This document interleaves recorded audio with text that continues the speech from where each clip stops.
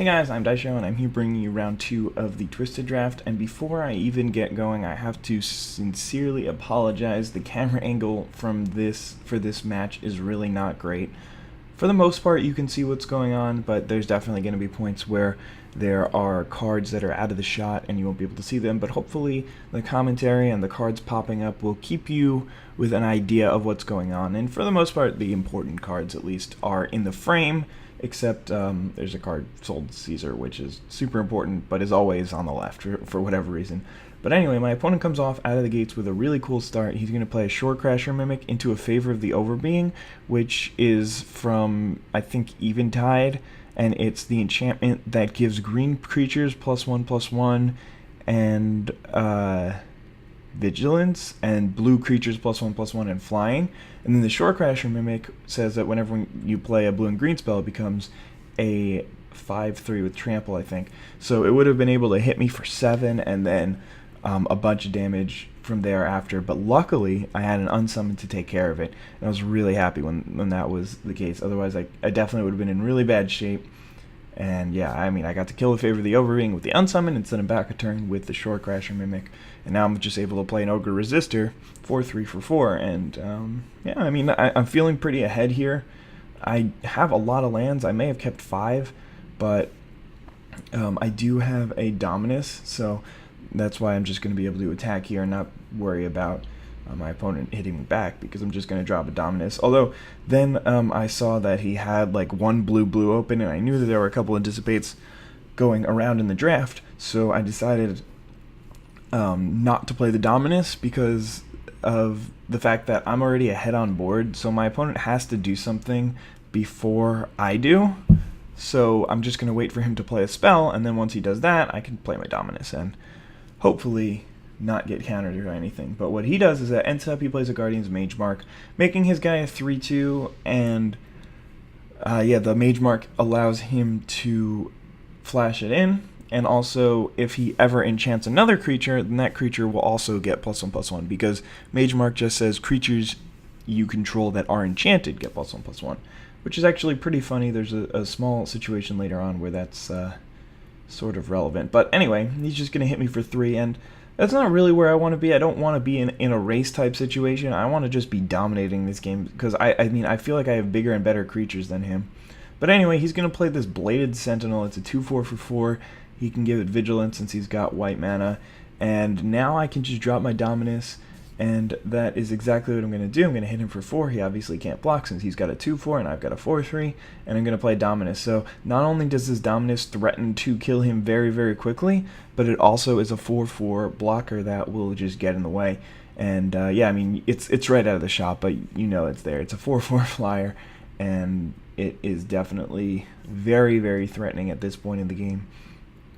I can steal either of his creatures to great effect, but yeah, alright, so he is just going to take a quick look at Dominus, because when we're all playing with these like ragtag decks that are just like a combination and a group of cards, all of a sudden somebody plays a card like Dominus the Fealty, and you're just like, wait, really? It does all of that? Can I look at this one more time? So yeah, it's just a very powerful card. But my opponent has pretty much the perfect answer in Silent Departure. So Silent Departure is just such a strong card. It was always great in Limited, and I just get hit for 5 here. And now I'm thinking about the situation that I'm in, and if I continue to take damage and my opponent flashes back the Silent Departure next turn, then I could be in really bad shape. So I'm just going to hit him for 4, and instead of playing my Dominus again and having it get Silent Departured, I'm going to cast a Claustrophobia on the Shore Crasher Mimic. That way, if he does want to Silent Departure his own creature, then he's not going to be able to attack with it that turn, and it's going to lose the Mage Mark. So the thing that I was saying earlier that would have been funny is if I had put the Claustrophobia on, say, the Bladed Sentinel, and then I guess if I had stolen it to attack, then it would no longer be a creature he controls, so it wouldn't have gotten +1/+1. So now that I think about it, that probably would not have worked.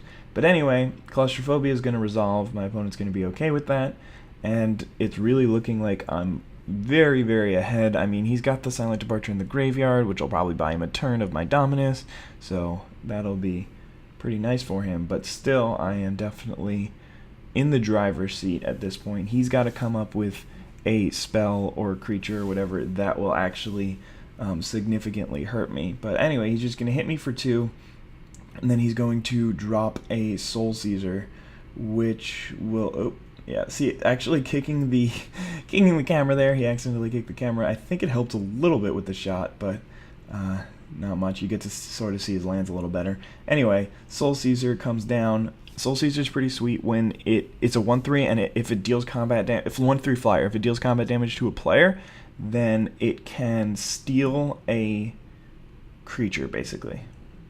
So it turns into a mind control. It transforms. It's one of those Innistrad cards. So he's just going to double block, and I'm fine with that because that means that I actually get to trade the Ogre Resistor instead of him just next turn Silent Departuring my Dominus of Fealty and then making me lose it. So, and then he would just swing in with the Soul Caesar, and he would actually just steal my Ogre Resistor, which would be less than ideal. Or if he had a way to just, like, if he had Feeling of Dread or something like that, then he could have just taken my Dominus, and that would have been sad. But yeah, getting that Soul Caesar off the board is just really annoying and not ideal. So anyway, he's going to hit me down to 8, and I mean, just by now you can tell, if I hadn't played that Claustrophobia earlier and I had been taking 3 every turn since then I would just be in so much worse shape. And I think I forgot to play a land out last turn. What, did I? Maybe I'm wrong. Maybe it was the turn before that I forgot to play a land or something like that. I don't know. There was at one point in this match I feel like I forgot to play a land, and it really hurt me because I couldn't do a second thing that I wanted to do after playing Dominus, and I was really disappointed. But anyway, I'm going to be able to play the Ensouled Scimitar, and it's not going to do much this turn, obviously, since I'm tapped out, so I can't equip it and I can't animate it. But I do get to play the Dominus, and I mean, if he doesn't have another Silent Departure or whatever, obviously he can't have a second one because it was only an Innistrad, and we know that the Innistrad pack did have a double of a card, but it was double Dissipate, which is pretty funny because I think my opponent probably took a Silent Departure first out of that pack, and then he tabled the foil Dissipate, and I ended up tabling the regular Dissipate, but I can't really remember what my first card was from the Innistrad pack. Oh well, maybe you guys do. Anyway, not much has been going on while I've just been rambling on. But yeah, I mean, I've got that Ensouled Scimitar out, and I have the Dominus of Fealty, and my opponent's just considering on what strategy he could take to get himself ahead and start winning this game.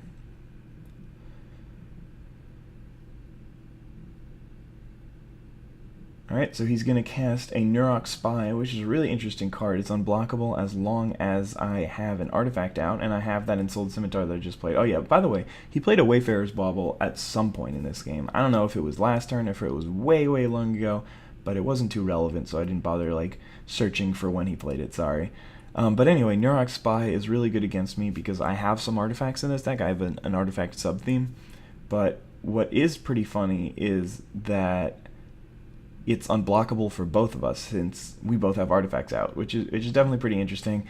And I actually make a mistake in the second game. I didn't think of it, but I should have sideboarded out my Great Furnace because that just is another target for him to get an unblockable thing, and it's not really worth it for Fairy Mechanist to just have another target. It would be much better if it were just a mountain or an island or something.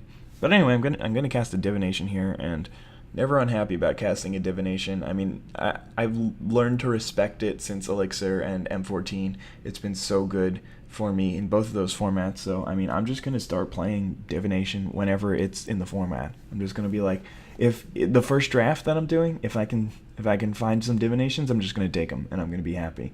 So anyway, I'm going to play this. I'm going to equip this Ensouled Scimitar. And, I mean, I have a feeling that he's got something for me here, but at the same time, there's really not much else to do. Like, I don't have to equip, I mean, equipping the Scimitar just makes sense either way.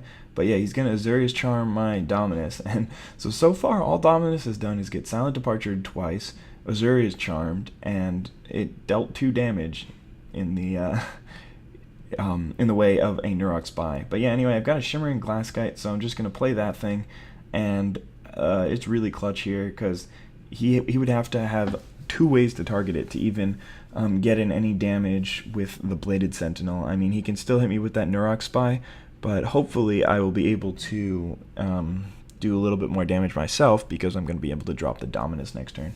So, definitely in a pretty decent position. I do have some extra cards than I did last turn, so I'm not exactly sure if my play is just Dominus go, because I did draw 2 from the Divination. But yeah, I mean, this game started for a while where I only played 3 cards. I think it was just Ogre Resistor, Claustrophobia, and Dominus. It was like the first 7 turns of the game. I had only... Oh no, it was Unsummon, Ogre Resistor, and Dominus were the only cards I played the first like 7 turns of the game. But just the way that it turned out, they were really important cards, and they made it so that I stayed in the game long enough till I actually started drawing some cards that weren't just lands, which was really sweet. But yeah, I mean, I definitely think that I'm ahead in this game still, even though he does have a 2/2 unblockable, and I'm at 8, so he just has to attack me for 4 turns, and I don't have that much removal in this deck. Because, I mean, first of all, I mean, I just have the Dominus, which can steal it and attack him back, and he's at 6, so we're basically even on that front. Plus, secondly, I do have 2 flyers, so definitely puts me in a pretty good spot. It's definitely not game over yet, because, I mean, my opponent could play a number of cards. He could just have removal for my Dominus. I mean, he could have like a Detention Sphere, an O-Ring, or something like that. So he's just going to play a Meadow Boon, which is pretty scary, considering the situation. He's going to be able to put a +1/+1 counter on all his creatures, and that'll make them big. That'll make his Bladed Sentinel big enough to get through my Glasskite, and it'll make his creature a 3/3 unblockable. And not only that, but if I don't want to take the damage this turn from the Sentinel, then if I want to take the damage from the Sentinel and leave my Glasskite alive, then I go down to 2, and that means that his unblockable creature is lethal next turn. But I think I've got an answer for it in my hand, otherwise I wouldn't have gone down to 2. And it's gonna be pretty sweet, I think. So obviously, I mean, I do have the Dominus still, which I can just drop, but I'm also going to go ahead and play some spell, Mystery Spell number 1. Mystery Spell number 1 is Stink Scourger. So I'm gonna bounce his Bladed Sentinel, and then I'm going to play maybe my removal spell, my 1 removal spell, I think so. I do have Dominus as well. Unfortunately, since I drew all those lands at the beginning of the game, I can tap out. I can play 10 mana worth of spells this turn, so I can play a Stink Scourger for 3, Barrel Down Sokuzan or Stink Scourger for 2, Barrel Down Sokuzan for 3, and then Dominus and Fealty for 4. So even though the game looked like he had basically won it, I managed to turn it around because of that divination that I had last turn. Even though I drew the same card, or I drew a card that was already on the table, I had drawn 2 cards with my divination, and my play was still best if I played Dominus of Fealty, but I had all these extra cards in hand that were just really, really well suited to beat him in the given situation. So I go down to 2, which is not ideal, but I mean, after all, my opponent's not playing red or anything like that, so it would be very hard for him to just deal 2 damage to my face right here. It would have to do with something like, I don't know, if there was a spell that said tap 2 creatures you control, or untap 2 creatures you control, tap 2 creatures your opponents control. I don't even know if there is a card like that, but it is kind of something worth playing around, sort of, because you don't, I mean, it could very well be in the format. I really don't know. But anyway, I managed to take game 1. He's going to play Griff Vanguard just to cycle it. I think he said that he had 1 out or something like that he could have drawn, but I don't know what it could have been. But it's definitely plausible that he did have an out, because there are a ton of cards like that. So my opponent's going to be on the play, but fortunately I've got a Bone Splitter, which means that I can play Divination on turn 3 without having to discard, which is really sweet. But anyway, he's just gonna do nothing pretty much. He's got the Wayfarer's Bauble. He played that on turn 1. It's in the corner, sorry about that. But at my end step, he's just gonna sacrifice it. So that thing's really sweet. I mean, it's basically like Rampant Growth, and it also fixes his mana. Well, obviously Rampant Growth does too, but he doesn't need green mana to cast it. It's colorless, so it's a really sweet card. And I mean, I think it was going around really, really late in the draft. People probably just didn't see it as exciting or sexy or whatever, so they didn't pick it, but it does seem like a really useful card in any draft deck, and especially in a 3-color one like my opponent's. The story of why my opponent is playing a 3-color deck is actually pretty important, and I may as well tell it to you now. First of all, he's got the Lean and Squire, which is super synergistic and cool, because he can just return the bauble from his graveyard to his hand. But I think he does have a like an Ether Spellbomb and maybe even one other thing, but it might just be an Ether Spellbomb. So that thing is definitely pretty synergistic with his deck. But yeah, I mean, there's something important that I need to tell you about this game that actually should have impact in it, but I just didn't think of it when I was playing it. So about 2 years ago, one of my friends made a bet with all of us that if we ever get a legitimate kill with Hornet Sting, which is 1 green mana, deal 1 damage to target creature or player, then he'll give us $20. And I mean, since then, we really haven't done much in the way of playing with Hornet Sting, since it's just a random card from forever ago, and it's never been in a limited format, but it was actually in this draft, and my opponent has it. And that's one of the main reasons why he decided to play green. So I really shouldn't at all go down to 1 life, because my opponent has a Hornet Sting in his deck. So that's definitely a risk that I should consider playing around. But anyway, I'm just going to drop a Shimmering Glaskite here after my opponent played a Griff Vanguard last turn. And I mean, the funny interaction between Shimmering Glaskite and Bone Splitter is that I have to equip it twice in order to equip it. So I actually have to pay 2 mana to equip it to the Glaskite, because the first time any spell or ability targets it, it's countered. So the Bone Splitter would get countered, which is pretty funny. But anyway, he's just going to hit me for 3, and not really sure why I didn't just trade here. I guess I wanted to get more value out of my Glaskite. I figured I could probably just equip up my Bone Splitter and start racing him. And then again, actually, I do understand it's because the Lane and Squire is there. He's a 2/2.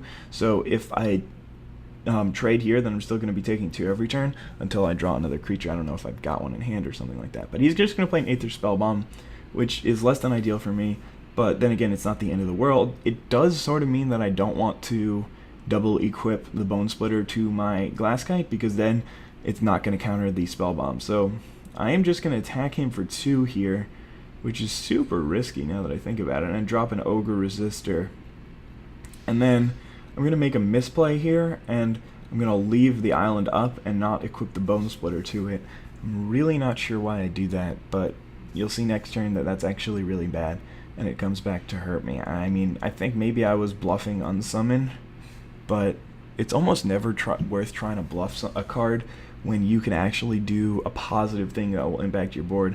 I figured that it wouldn't matter so much that I didn't equip the Bone Splitter, or at least I can't remember my exact thought process in the moment. It was already about a week ago since we played this game, but I don't know what I was thinking. Maybe I was thinking that bluffing Unsummon would be really important and useful somehow. I mean, he doesn't have an aura or anything, or maybe, I mean, he's got a bunch in his deck, but yeah, that was really awkward. I'm not really sure why I did this, and it definitely comes back to hurt me, because next turn, if I want to equip this, then I can't use that mana, and I actually need the mana because I have an Ensouled Scimitar in hand, and I'm gonna have 6 mana next turn. So the Ensouled Scimitar to animate, it costs 3 to play and 3 to animate.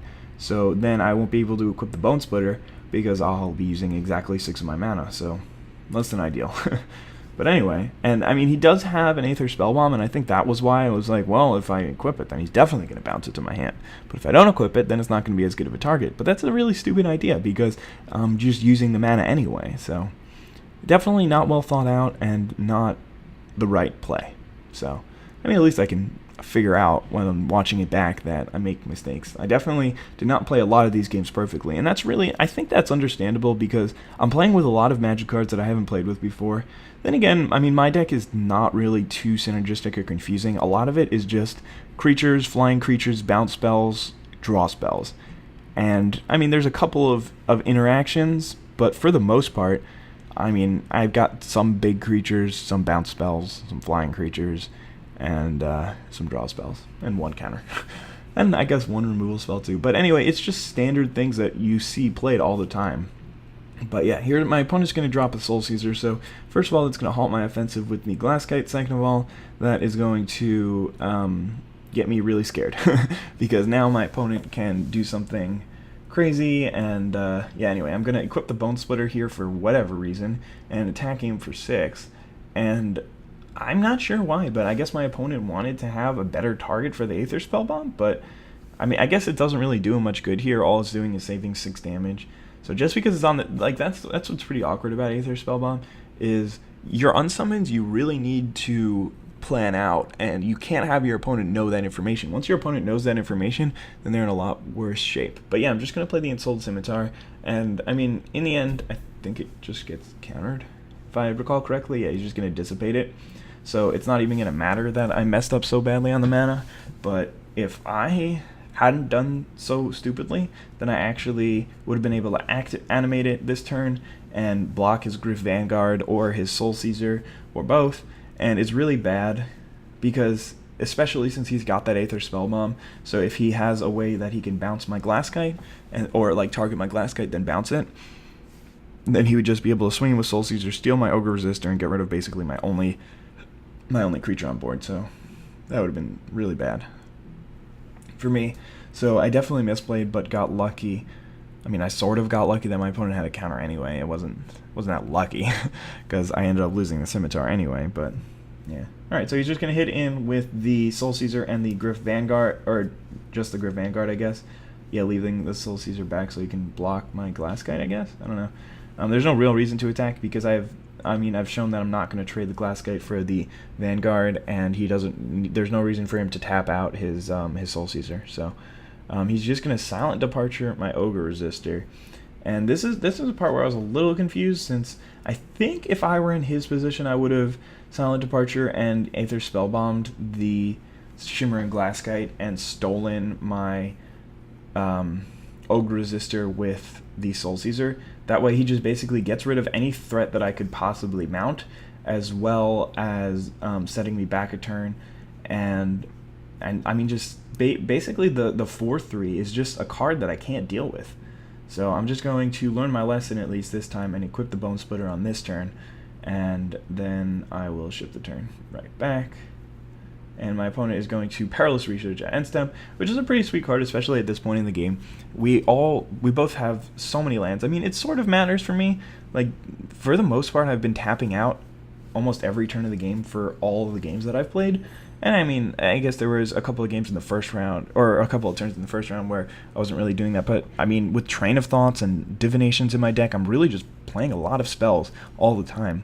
So, except at this point in the game, my opponent, he's pretty much out of cards, and drawing 2 and then just sacrificing a permanent for 2 mana at instant speed is a pretty powerful effect. I mean, he doesn't have to show me that he's going to be drawing the cards, so he just basically gets to draw 3 cards in a row, and sacrificing a land is not a big deal, especially sacrificing a permanent when I've got Claustrophobia in deck. He doesn't know if I've got another one. I end up also having Runner's Bane, but I don't keep it in this matchup because he does have those. First of all, he's got a Mage Mark, which means that the runners, if it's enchanted with a Runner's Bane, it'll get +1/+1, and then the thing will probably just pop off. And second of all, he's got auras that he can just put on his creatures to make them bigger, and then make the Runner's Bane pop off. But yeah, anyway.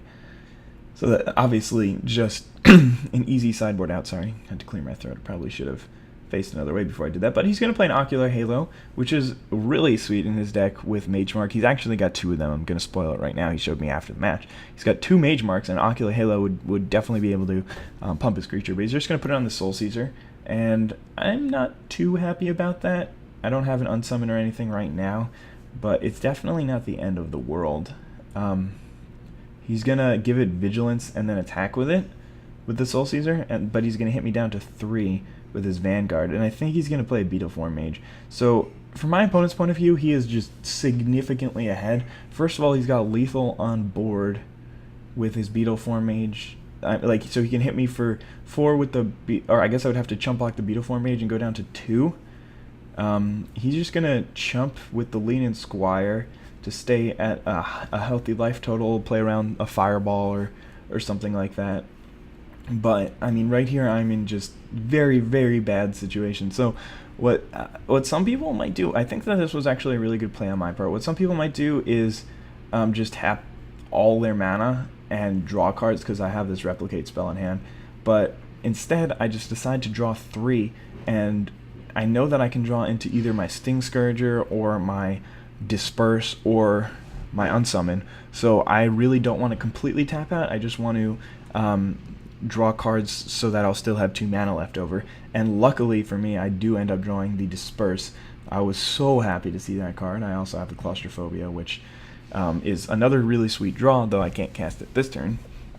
But it basically means that there's nothing that my opponent can really do to not make me survive this turn. But and here is where my information about the Hornet's thing is extremely relevant. So what's going to happen is he's just going to attack with all his guys, obviously, and yeah, oh my god, this is really just a scary situation. So luckily I do have this 2 mana up, and my opponent makes a nice play by not pumping his Beetleform Mage. So I'm just going to obviously block the Soul Caesar, and well, then again, it's really not obvious. So my opponent knows that I have a trick, because if I didn't have a trick, then I would just trade off with the Gryff Vanguard. I would take 5, go to 1, or I would just chump the Beetleform Mage, take 4, go to 2, or something like that. But so he knows I have to take a trick, so he passes priority in combat, and I don't activate anything. So now I am at 1 life, and my opponent can just Hornet Sting me to death. And if I didn't consider the fact that he was running it, even though he did mention it in deck building, I just didn't I didn't remember it. But yeah, so he just takes me to 1, and that's pretty scary. So now I have to engineer a way that I can actually win this game. So he's going to drop a Bladed Sentinel. And here is the scary part. So obviously he could have a Hornet Sting at any moment, but now it's his end step, and I'm just considering what to do, because I still have this 2 mana that I want to spend this turn with the Disperse, and I know that, and I think I end up deciding to bounce the Soul Caesar so that he basically has to stop drawing cards, which is obviously really bad for me, him drawing cards. Additionally, I could have bounced the Bladed Sentinel, because I have a Notorious Throng in hand, so I know that I can just drop 6 dudes at any, or I guess 8 dudes at any time. Then again, he does have the Aether Spellbomb. I'm not 100% sure why he doesn't crack that here. Maybe he doesn't have any blue mana up, although it does look like he does. But anyway, he's just going to pass prior, he's going to go to end step, and I'm going to bounce his Soul Caesar. And now I've got the Glasskite and a Bone Splittered up Ogre Resistor, and the one thing that my opponent doesn't know that I have is the Notorious Throng in hand. He doesn't know I have it in deck. I didn't show it to anybody before the matches started, because I knew that that was a really important card to keep secret, because if he had known that I had that card in my deck, he for sure would have blocked in this situation. But I think I make a mistake here. I should have Claustrophobia'd his Bladed Sentinel, because I should have Claustrophobia'd his Bladed Sentinel so that he couldn't just chump block my Ogre Resistor. But then again, I mean, I was feeling like I was at an extremely long shot to win this game, because my opponent could just, he just ends up taking the damage, but he could just chump block or bounce one of my creatures, or bounce my Ogre Resistor, I mean. But yeah, I deal 8 damage to him, and then I'm just like, alright, I think if this spell resolves, then I will be good to win this game, because I had forgotten about Hornet Sting, so he could just Hornet Sting me to death at any moment. And so since I've been to 1, he drew a card with Ocular Halo, he has that Aether Spellbomb, and he's going to draw a card next turn. So that's going to be at least 3 cards before I can kill him next turn with my fairies. So I'm going to be able to get 8 fairies. If I had gotten 2, then I would have been able to chump block. He would have had to either burn the Spellbomb or the Bladed Sentinel, but afterwards we were talking about it, and the correct play probably would have just been to chump block or to bounce my creature, just so that he could play around losing to like some sort of 4 damage spell like Lava Axe or something like that, or a Fireball type effect, since I had all my mana open. And either of those things are pretty reasonable for me to have in this type of deck, so we're both saying that he probably should have done something like that, but you can't get everything every time, right? So anyway, I'm gonna be able to still cast a Claustrophobia here. Fortunately, I won't have any more blue mana up because of the stupid way that I tapped for the Notorious Throng. I really don't pay enough attention to what mana I'm tapping in these kind of decks where I have a lot of things to do each turn, and that's definitely a mistake. I end up leaving a Desolate Lighthouse out and a mountain, I think. So anyway, I'm going to Claustrophobia the Gryff Vanguard, which was really stupid. I should have Claustrophobia the Beetleform Mage, because now he can just pop his Aether Spellbomb to return the Gryff Vanguard to hand to play it and draw a card. But obviously that doesn't make any sense, because the Spellbomb can just be cycled for a card anyway. So yeah, I mean, now at this point, my opponent's just going to think for a while, so I'm just going to cut that out because he has to really decide whether or not it's worth it to crack the spell bomb or what he can actually do about me winning the game. So he's just going to consider his options for a pretty long amount of time. Unfortunately for me, I left Mountain Desolate Lighthouse up when I easily could have just like tricked and held up like, I don't know, Negate or Essence Scatter or whatever I could possibly have. But yeah, anyway, my opponent's gonna end up cracking his spell bomb and then deciding that he doesn't have the Hornet Sting. And definitely very relieving, since at this point in the game I think I realized that he had Hornet Sting in his deck, and I was like, oh my god, I can't believe I put myself in this position. But at the same time, I do think that it was worth doing it the way I did it. Oh, I didn't cut anything out. I just fast forwarded. So I win the game, and I'm moving on to the finals. I hope you guys enjoyed this one, and I'll see you in the next one. Have a nice day. Bye.